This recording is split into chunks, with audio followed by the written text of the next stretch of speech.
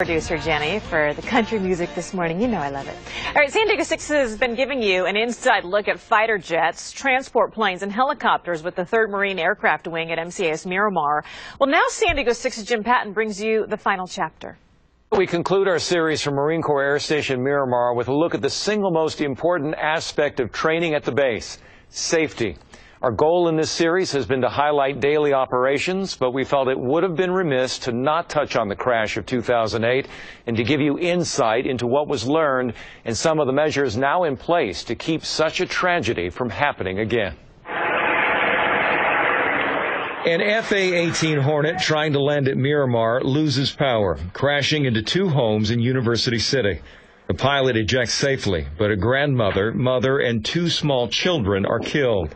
The investigation would uncover a series of errors, including poor maintenance that led to the engine failure, as well as misjudgments by the pilot and personnel on the ground. The amount of rigor that goes into what we like to call the lessons learned from something like that is incredible. Second in command at the base, Major Mike Brennan, says the paramount goal in the wake of any misstep, even if it's minor, is getting to the truth to ensure it doesn't happen again.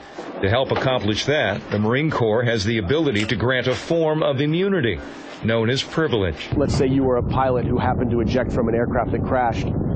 I could offer you what we call privilege, and you would be protected from any kind of adjudicative process that would punish you for your actions, so that I could get to the truth of what happened. Brennan says it's a process that has been questioned by some members of Congress, but the Marine Corps has stood firm. That's not to say that privilege is automatic. There are times when people deserve punishment for sure. People make what I would say gross and negligent errors. Most often our focus is to say, how can we prevent this in the next iteration? Since we are a training squadron and we're not risking ourselves in combat, then safety, it gets elevated to the point where nothing's worth dying for. Perhaps the greatest lesson of the tragedy of 2008 is putting things in perspective. Along with added measures concerning aircraft maintenance and pilot training, there has been a shift in mindset that individuals need to feel empowered to act in the highest interest of safety, no matter their rank. How we train pilots to fly the aircraft now, all the way up to and including commanding officers and commanding generals, on how they push forward the mindset that will allow us to feel like we can make mitigation decisions on our own and not be forced to do something just because somebody who outranked you said to do it. Nonetheless, completely eliminating risk from aviation, be it military or civilian, may be impossible. In April of 2012, an FA-18 crashed into an apartment building in Virginia Beach. And in June of this year, a Harrier fighter out of Yuma crashed into a neighborhood in Imperial, damaging 2 homes. There were no fatalities in either incident.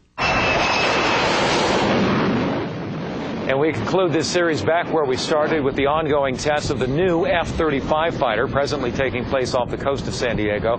By next year, the Marine version of this jet is expected to be in service and will soon replace the Harrier.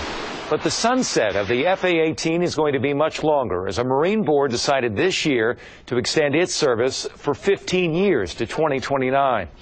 I want to offer my personal thanks to everyone at Marine Corps Air Station Miramar who helped us on this series. Hospitality and openness was outstanding. Also like to recognize Captain Melanie Salinas, who was our very gracious and patient guide throughout 3 days of production. Melanie, thank you. I'm Jim Patton, San Diego 6 News. And again, that was a